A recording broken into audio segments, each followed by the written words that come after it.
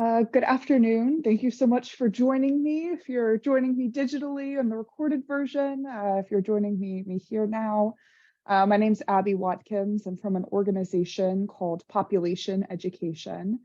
And I'm here to share some activities with you all, some activities to teach some science and social studies concepts with like adaptations that we're designing for ELL learners. And I'm going to take you through some of those activities today and share some of our ideas, and then give you some free stuff at the end of our time together. So I'm from an organization, we're called Population Education, and we work with K through 12 educators all throughout the US and Canada and a few other places to teach about topics that relate to the human population. You may know that this past November, we hit 8 billion people on planet Earth. The last time we hit that billion milestone was in 2011, when we hit 7 billion people. So 11 years to add 1 billion people to the planet. It's a pretty big number, and population growth and the human population have so many connections to so many different subject areas. And so we share materials with educators to help teach about some of those connections.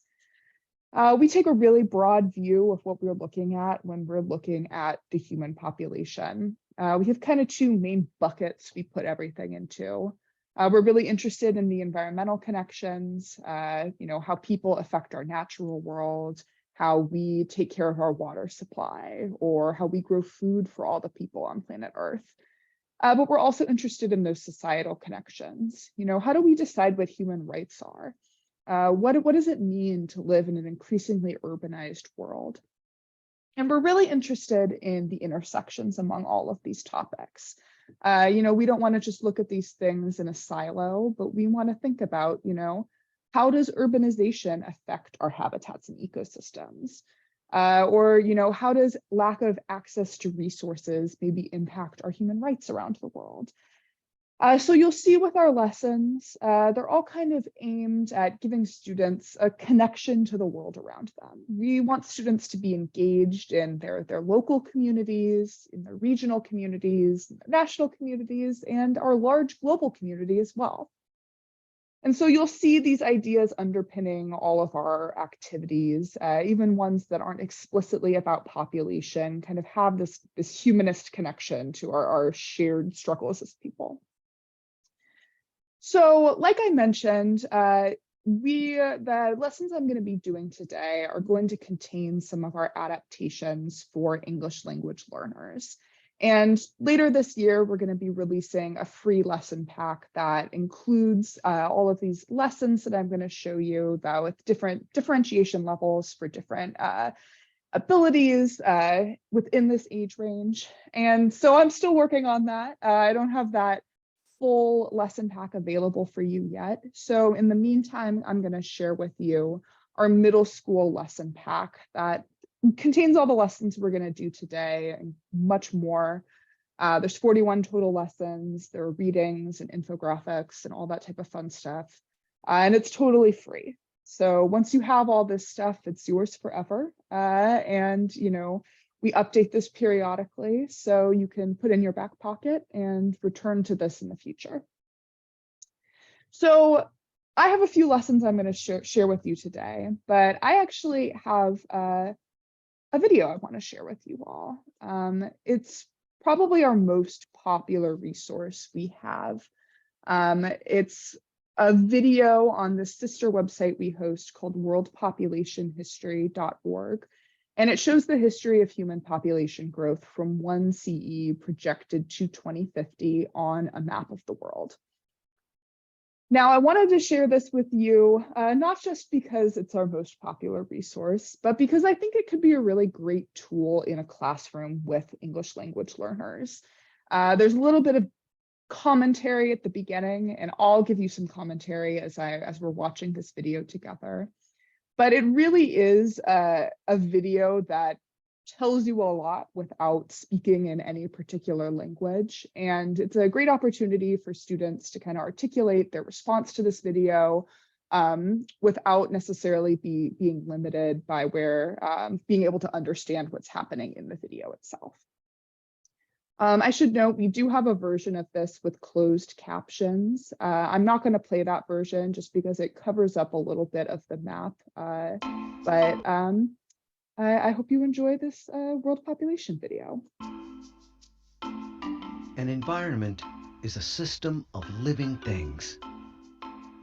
The Earth is our environment. The capacity of our environment to provide space, to produce food, and to supply energy are all limited. Humans thrive on less than 17% of the Earth's surface, and only about 4% will grow crops. We depend on these limited resources for our survival. Yet we are increasing our population as if they were infinite. This fact is at the core of our environmental problems. On this map, we'll show population growth from the year 1 CE to the present and project our growth into the year 2050.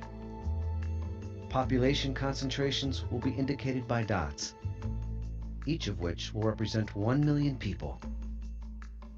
In areas where people are spread out and don't live in concentrations of 1 million, dots are placed in the middle of their approximate range.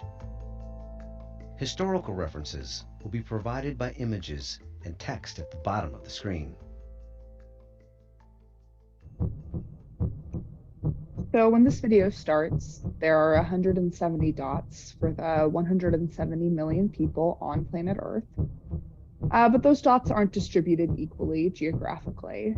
You can see that the majority of those dots are what are in modern-day northern India and northern China. And that's for all sorts of reasons. These are two parts of the world where agriculture was developed a lot earlier than other parts of the world. And when people have a stable food supply, they live longer lives, they live healthier lives, and that leads to a growing population. But just because there's not a dot somewhere doesn't mean that there weren't people living there in this time period. For instance, if you look at Australia, you can see that there are no dots there, but we know that there were Aboriginal people living on the continent at this time. They just weren't in a concentration of 1 million or more yet. This is such a big scale on this kind of map. It unfortunately cannot represent everything, but that's something, to be aware of when sharing this with your students, spark some great conversation about mapping. But as we move through history, you'll start to see not just these events popping up on the bottom of the screen, but you'll start to see some of them manifest themselves in how these dots are distributed. In a few hundred years, we're going to see the Mongol invasions happen in China. And that's particularly interesting on this map because Mongol invasions were a famously brutal event. Millions of people did die as a result of that conquest, and you'll see that manifested on the map. I believe it's the event right after this one. Once the Crusades are done, if you look at China, you'll start to see dots disappear very rapidly to represent the historical events that happened. It's happening right now. And then if you look at Europe, you'll see this happen even more so to show the Black Death, where a quarter of the world population and 1/3 of the European population died. It's the only time in human history where population fell year over year. Now we're moving more into the modern era. You'll start to see that affect the distribution of those dots as well. For instance, if you look at the coast of Brazil, you'll see a dot pop up there in just a moment. And that represents the epicenter of the Atlantic slave trade in South America. That dot just popped up right there. That's where the majority of enslaved West Africans were brought in South America. And we see that manifest itself in the demography of the world at the time. Now, things are starting to speed up a little bit. I'm just going to let the video speak for itself.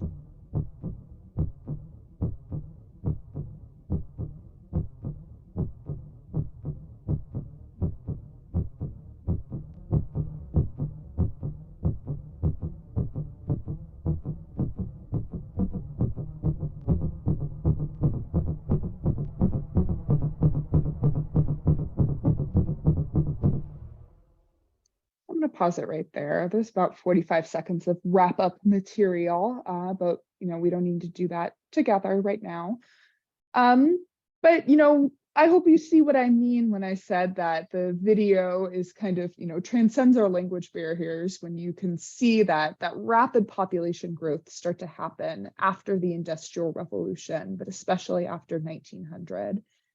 And that's because of all sorts of incredible innovations in humanity, right? We developed things like refrigeration, which let healthy food be transported across further distances, or inoculation, which stopped some of the most virulent diseases from spreading as rapidly.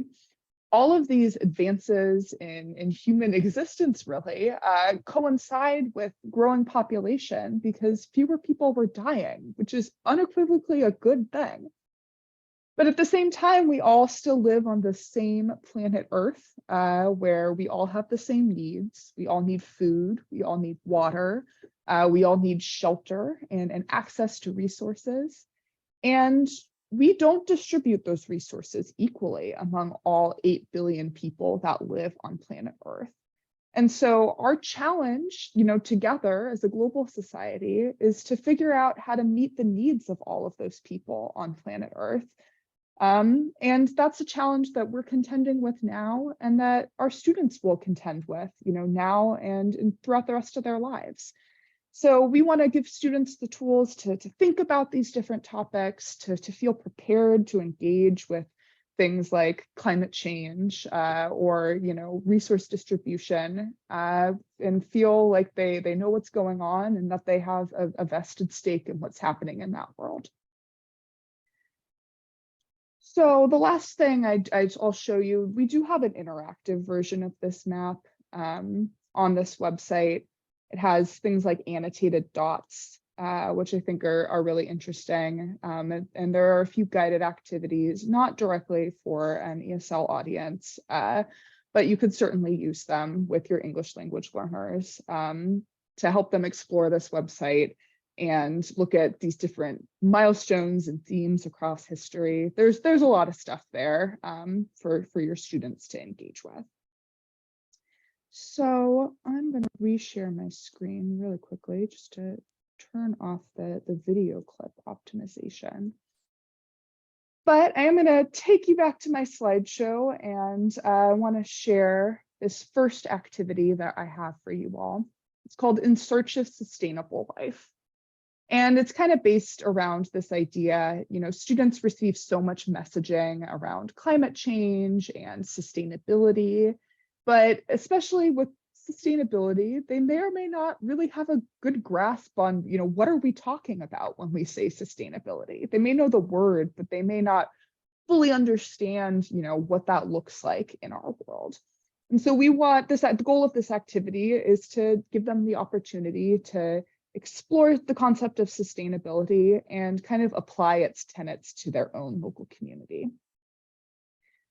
So how I like to do this activity with my English language learners is to give them some time to explore UN Sustainable Development Goals. If you're not familiar with them, the United Nations has 17 goals that we're trying to hit as a global community in order to create better sustainability across the world. And they have a really wonderful website that you can go to where you can explore each one of these different topics, get some basic information about them, explore some of the work that they're being done. And you can either direct your students directly to this website and just have them explore one of these topics on their own, pull out keywords, look for some of the themes that they see in all of these different ideas. It might be a little overwhelming though. There's a lot of stuff happening on these pages and maybe not a lot of language that they're necessarily familiar with. And so another way you can do it is that on each one of these pages, they have an infographic that just kind of goes into some of the basic stats and information about each one of these topics. So you can give students just the single image itself to, work out some of this language, do the same thing, picking out these keywords and stuff like that, and, feel prepared on at least one of these sustainable development goals and come back and share it with their classmates, some of the language that they picked out from this infographic. So because we want to give them just a little taste of, some of the different things people are talking about when they talk about sustainability. But after that, we have some images included in that lesson plan for students to try to identify whether or not they think what they see in the image is sustainable. And same thing, you can ask your students to call out or write down keywords related to each one of these topics, or you can ask them to write a sentence to describe the picture and say, yes, this is sustainable, or no, it is not sustainable. And it's one of those things where as long as students can justify their answer, there's not really a wrong answer here.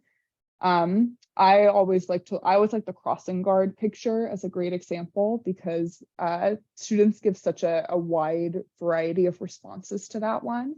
And I really believe that's kind of an example of both sustainable and unsustainable communities. Because on the one hand, it's sustainable to walk. That's a great way to get around without, greenhouse gas emissions or some of the other issues that we have from some of our transportation options. But on the other hand, it features a crossing guard wearing this, lime green outfit because our communities are set up in such a way where it is dangerous to cross the street without having somebody in a neon outfit guiding you. So I think it's kind of a fun example of something that is sustainable and unsustainable at the same time. But you'll see some of these images are maybe more challenging than others. Like it might be pretty obvious for students to understand why a bunch of trash in a waterway is not a sustainable community. But they might struggle more to identify why this image of a farmer's market represents sustainability.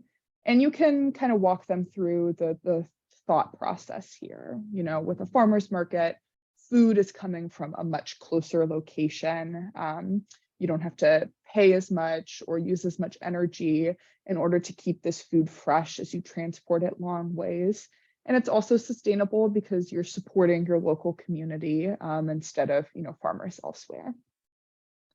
But so once we've kind of used these two aspects to introduce sustainability to our students, have them thinking about some of the tenets that go into sustainability as a whole, we want them to come up with a sustainability index. And for our English language learners, instead of asking students to come up with topics in each one of these categories themselves, we have a word bank of 10 different aspects of sustainability that we present to our students. We have some images that you can use to kind of provide hints about what some of these more esoteric ideas might mean. But I'm going to actually take you to one of my digital tools.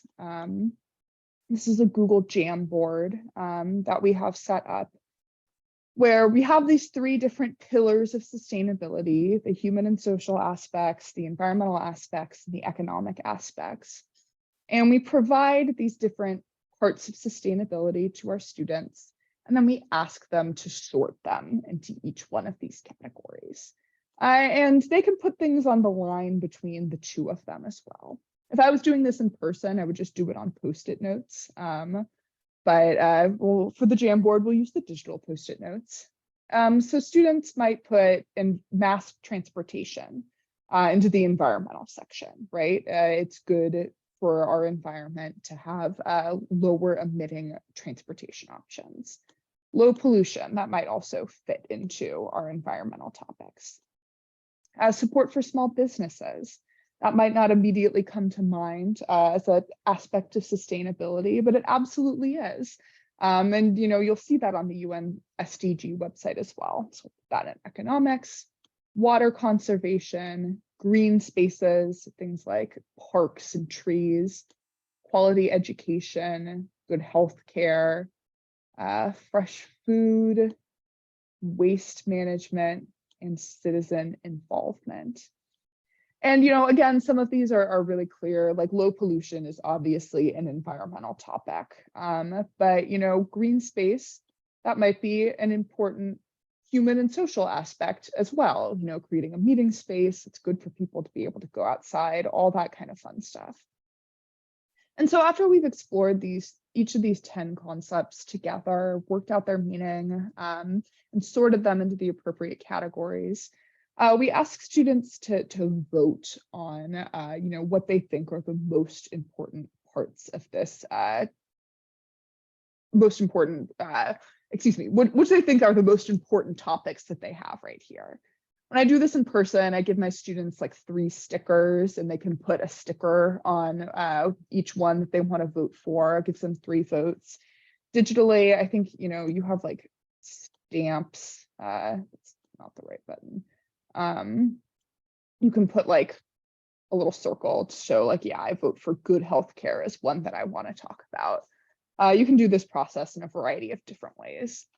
But when you get down to it, you have these 10 topics, and we're going to divide our students into 10 different groups and have each group tackle one of these topics to talk about.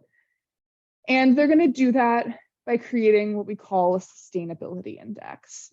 So I picked green spaces as the example topic for all us to talk about today. And we want students to look at these kind of 3 aspects of their factor in the community that you live in today. So I live in Washington, D.C., so I would be interested, what do I know about green spaces in D.C.?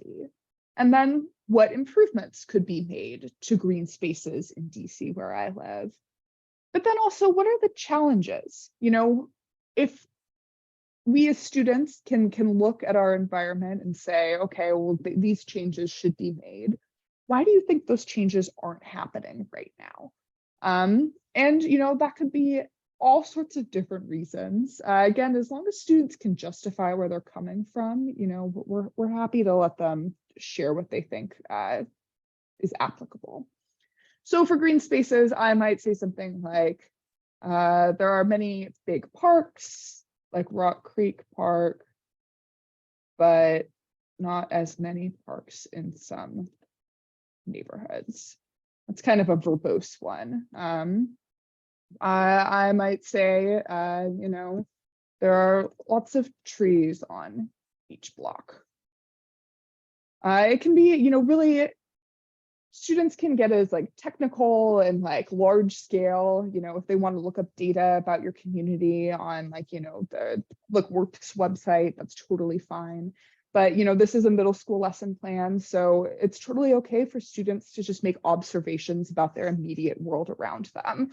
I didn't see any parks on my way to school today, or there's not a lot of grass near me in my house. And then improvements, I might say I want more smaller parks, or I want, parks to be open later, so I have more time to go there after school. And challenges, I don't personally know what the challenges are, but if I think about it, what do I think might be issues for expanding access to green spaces? I might say, DC is small, we're a small city and a lot of our land is kind of already developed. It's hard to make parks, when you don't have a lot of available space.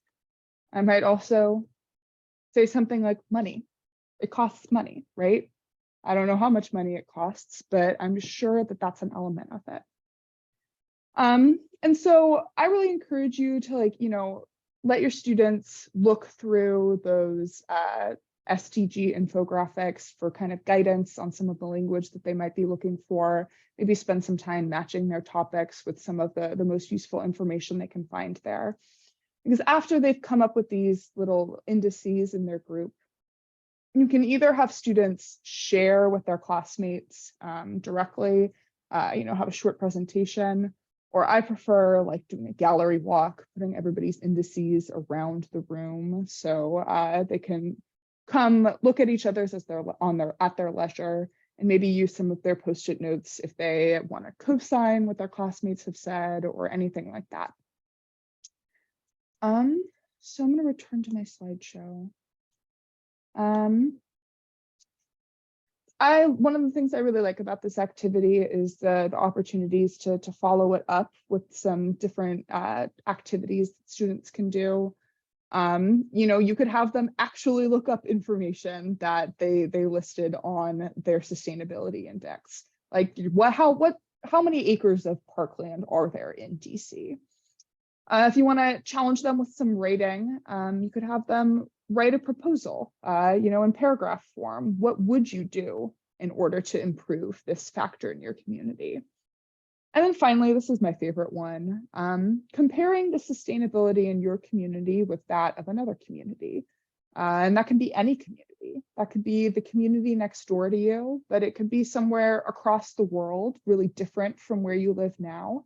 How do we measure sustainability? What does it look like in some communities as opposed to my own communities? And what could we maybe learn from each other in our quest for a more sustainable world? So that one's called In Search of Sustainable Life. I'm going to move on to my next activity now. This one's called What's Up in the Air. And this is an activity about air pollution and understanding air pollution in history, but also what air pollution looks like in the present day. And in this activity, we use a case study called the Donora Death Fog of 1948. And it happened in Donora, Pennsylvania, and it's an air pollution event where weather conditions combined with factory pollution killed 20 people in kind of a freak accident. And it was really important in US history because it changes how we regulate and limited air pollution in the US. It was really influential in passing things like the Clean Air Act. And so in this activity, we introduce the Donora Death Fog. You can do it one of two ways. We have a short reading. It was designed to be read out loud, so you can use this as a listening comprehension activity. I would recommend writing out the questions in the reading, the teacher questions where you're going to be asking them, and reading it out loud while providing a copy of it for your students to read along. And it just kind of goes through the basic history of what happened and how it was impacted by air pollution. But there's also a short NPR story we have linked in there. It's a 3-minute listen, fundamentally doing the same thing. It's outlining the history of the Donora Death Fog. I like the NPR story because you can download it and you can adjust the playback speed really easily. So you can make it run a little bit slower for your students who are practicing their comprehension. But so after we've introduced this, same thing for some of those key vocabulary words in that reading that they think might be applicable to further discussion. We have 3 images that were taken during the Donora Death Fog in 1948. And as written in the lesson, we ask our students to write a sentence describing what they think might be happening. But if writing a sentence might be too much of a challenge with some unfamiliar vocabulary, have our students just write as many words or phrases that they know that relate to what they see. So what do they see present happening in this image, even if they can't put it necessarily together in a sentence long form. So this is the first image. Some of the things that students might point out are factories, the smokestacks, we have trains and power lines.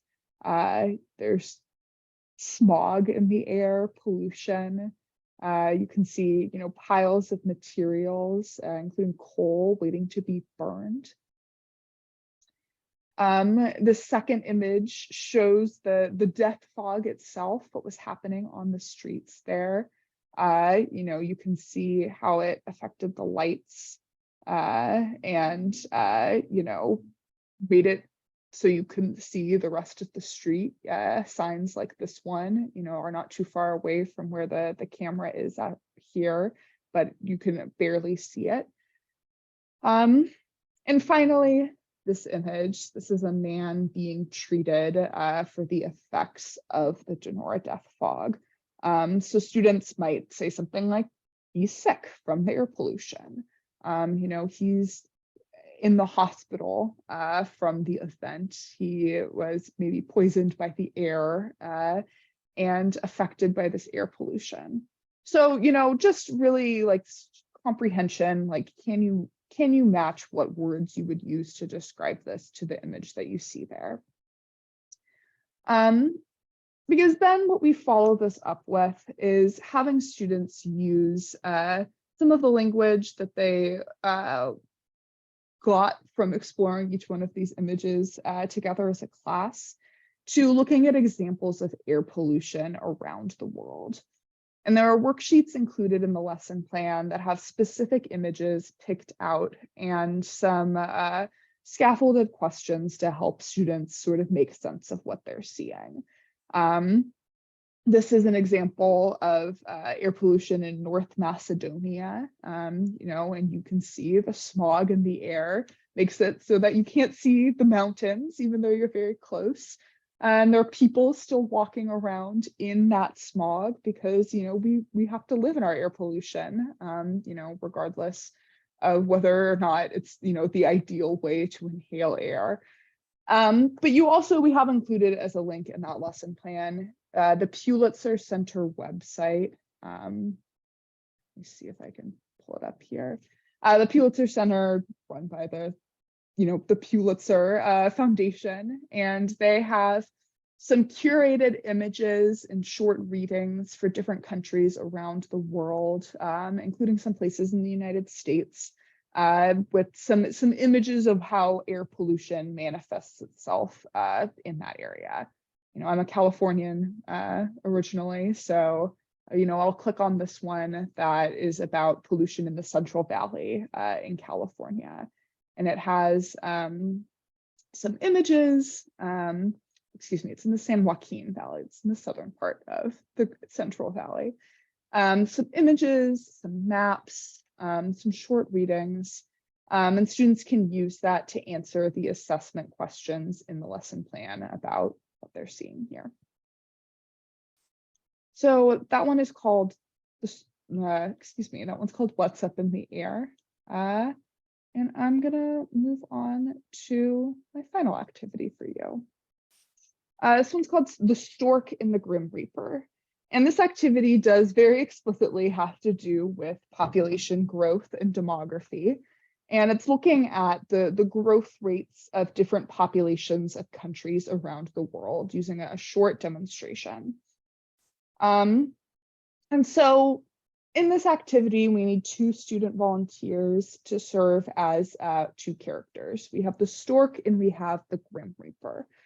And these are 2 images, constructs that are really common and popular in the American imagination, probably the Western imagination as a whole. But if your students aren't familiar with these different constructs, it would be helpful probably to introduce them to them. I know that Pixar has a short film about storks, storks is the idea of delivering babies. That could be a fun way to introduce these concepts to our students, because we're using them to represent birth rates and death rates. Birth rates represent the number of births per 1,000 people every year. It can be helpful to break down some of the math with your students. If the birth rate is 15 per 1,000, what would the total number of births for a population of 10,000 people be? Same thing with death rates. But what we're really explicitly working on, why we chose to use this activity to develop some adaptations for English language learners, is that it's a really great opportunity to use some of these different comparison words in context. And so in the lesson plan, the adaptation that I'm working on, we have these 4 sets. We have more, less, and fewer, higher and lower, add and subtract, and bigger and smaller. And we're going to have some pre-built slides for you all with some short explanations of the differences among these different words, along with some sample sentences for our students. So for instance, with more or less and fewer, you can talk about with your students, more we use when there's more of something, there's a greater amount, but we use less for things that we can't count, and fewer for things that we can count. So, something, you wouldn't say fewer water, you would say less water, things like that. And go through some of these distinctions, when we use these different words with our students. There are example sentences for all of them. And then give students just a little bit of time, either in a partnership or by themselves, to pick one of these pairs or trios and write a couple of their own sentences to demonstrate, when they would use one of these words properly. And then we want to use this vocabulary directly in context with our students before we introduce the simulation itself. So, do births add or subtract from the total number of people? Do deaths add or subtract from the total number of people? When people are born, are there more or fewer people in a population? And when people die, are there more or fewer people in a population? Those are some of our just, check for understanding sentences before we get to the actual demonstration. And I'm going to share with you just a short video of what this looks like. You use two different bowls of water, one to represent all of the people on planet Earth, and then two different sized scoops to add water in and take water back out to represent the deaths and the births. So I'm just really quickly going to show you what that looks like. We do have lesson demonstration videos for many of our lessons. If you go to our website, populationeducation.org, under classroom resources, if you browse all resources, there's an option to look for videos. So I'm going to share this video really quickly. I fast forwarded through some of the introductory stuff because we already did that stuff together. In order to start this activity, you will need a bowl that you'll fill about 1/4 of the way full with water. Now, you'll also want to add a little bit of food coloring to the water so that the water is more visible in the clear container. Now, we'll really be focusing on this bowl here. This bowl is going to represent our planet, and the water inside of the bowl is going to represent our population or people. Now, in your classroom, you'll have 2 students volunteer to play the roles of the Stork and of the Grim Reaper. Now, as you can imagine, the Stork will illustrate people being added, or the birth rate, by adding water into this bowl. And the Grim Reaper will represent people being removed, or the death rate, by removing water from the bowl. The global birth rate is currently 20 for every 1,000 people, and the global death rate is currently 8 for every 1,000 people. Now, those numbers are not equal, so we cannot use the same size measuring cups. I will be using the 1 cup measure to add water, and Lauren will be using the 1/3 cup measure to remove water. Now let's get started.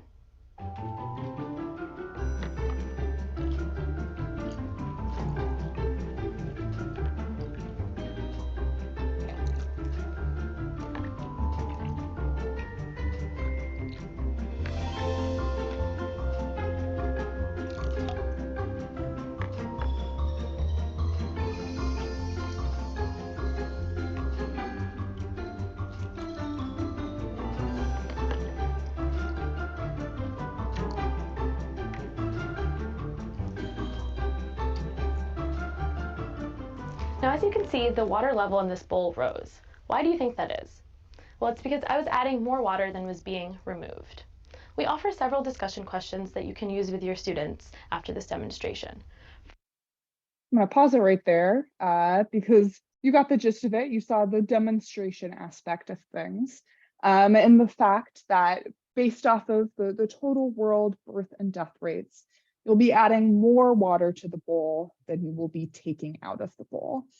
And we have some questions in that lesson plan, designed to reinforce some of those vocabulary concepts I mentioned earlier, like asking our students to raise their hand if there's more water in the bowl than before, if the water level is higher or lower than it was before, and if they think there are more or fewer people on planet Earth based off of this demonstration, versus not. So I'm going to return to my slideshow. And so that's our whole group demonstration. That's the first part of this activity. But in the second part of this activity, it's students' turn to decide what the stork and the grim reaper might look like for different countries around the world based off of their birth and death rates. So we have, I think there are 8 total countries. I only have 6 pictured here. That show the birth and death rates for different countries around the world. And they're varied geographically, and they're also quite different in terms of, what those birth and death rates, and most importantly, the proportion between the two of them looks like.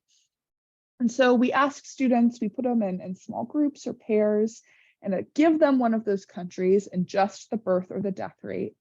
And they have to figure out what the appropriate measuring cup for each side of the equation is going to be.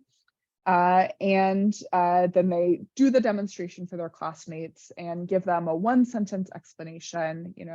The birth rates are higher, so we use the bigger cup for birth rates or something like that.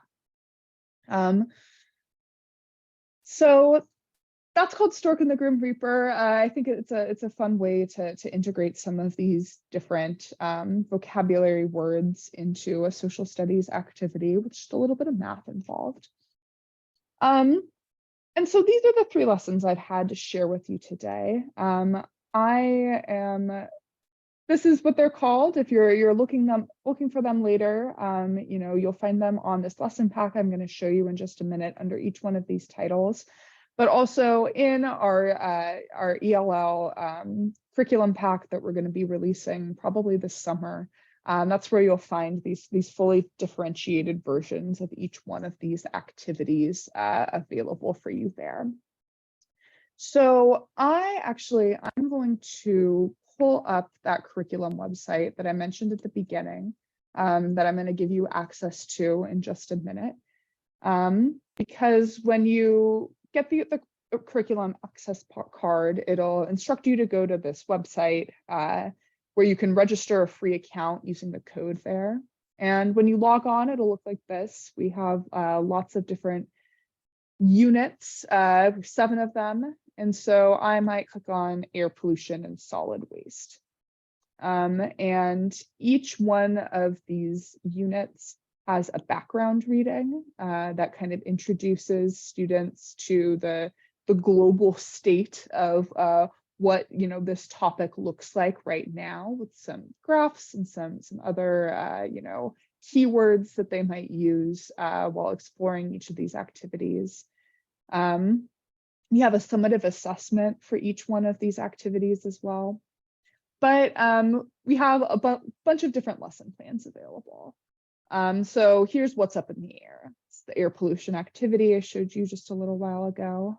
So when you click on that activity page, you'll have first the opportunity to download the PDF that has all of the stuff you need in it. So the description of how to run the procedure of the activity, but also worksheets, the photos that I shared with you, that reading with the associated questions, and the worksheets with the scaffolded questions. It's all in there. It'll also tell you the time, subjects, and formats for each one of these activities. We have some supplemental resources. So these are where you'll find a lot of these graphics, like this one shows the distribution of energy use among high, medium, and low income countries around the world. These kind of graphics can be incredibly helpful for trying to demonstrate some of these complex concepts, excuse me. Some different activities that you can use in conjunction with it. Maybe most usefully, we do have a link to a standards matching tool where you can look up which state and national standards that you're meeting with each one of these activities. You can either search, if you want to know what lesson, what standards you can use to hit, I don't know, Washington, D.C., and your social studies concepts in whichever grade. You can look up all of our activities that work for standards in that specific paradigm. But you can also search directly by the title of the activity. So if I wanted to know which standards in search of sustainable life meets, I can search by that and it'll tell me which standards that particular lesson meets. So super helpful. And so you can also, on this website, you can browse by title or subject. We also have a teacher's guide to kind of help you explore all of the things that we have available, like our supplemental resource list, things divided into infographics and readings and all that kind of fun stuff. So I do want to ask you all for one thing. If you're joining me recorded or in person, it would be incredibly helpful for us if you would fill out a short evaluation. You can go to this QR code right here, or you can also visit the link there at the bottom, population.education/conf-aw if you don't feel like monkeying around with a QR code. It's a short evaluation that's really helpful for us, just in terms of, knowing what went well, what we could do better for next time. Especially really helpful as I'm developing these ELL adaptations. I would love to hear your feedback. If you're interested, you can put your email address and sign up for our newsletter, but you won't hurt our feelings if you don't want to put it. So, please put it only if that's something that's going to be useful to you. So some of the other stuff that is going to be on that lesson pack I'm going to share with you, it'll include a link to our worldpopulationhistory.org website. That's where you find that .video. It'll also include a link to our student video contest. We host that at worldof8billion.org. Students make a 1-minute video where they address a global challenge. This year, our topics for gender equality, waste, and climate change. And they come up with a solution within a 1-minute video. And this is a contest. It's open to students all around the world. So we do get a lot of presentations from students who are either delivering in English as their second language, or delivering in another spoken language and then subtitling in English. It's, since they have lots of time to work on it, it could be a really fun opportunity for students. Other things that you'll find there, you can join our newsletter, like I mentioned.